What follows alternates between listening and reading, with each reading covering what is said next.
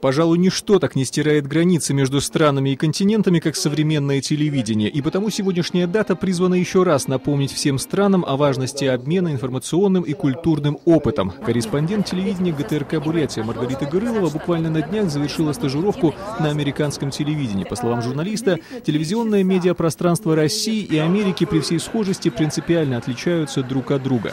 И все же, несмотря на всю разность, современное телевидение – это прежде всего непрестанный процесс поиска и создания нового. Новые темы, новые сюжеты, новые программы. Телевидение, как зеркало, отображает все стороны быстро меняющейся жизни, но вместе с тем оно является силой, формирующей общественное сознание. Современное общество не представляет своей жизни без телевидения. Сегодня оно есть практически везде. В поездах, самолетах, в автобусах, в автомобилях. Чего же говорить о квартирах.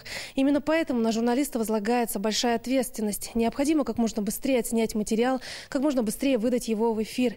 Причем каждое слово должно быть достоверно и объективно. Телевидение нового времени предъявляет уже совсем иные требования к тем людям, которые на нем работают. Я думаю, что журналисту, работающему на современном телевидении, необходимо обладать природным любопытством и высокой степенью самообладания. Ведь события происходят каждый час, буквально каждую минуту.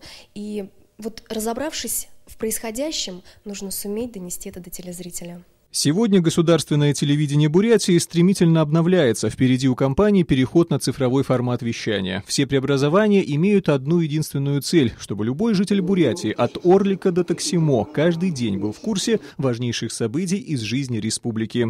Александр Масляков, Андрей Харьков, Вести Бурятия.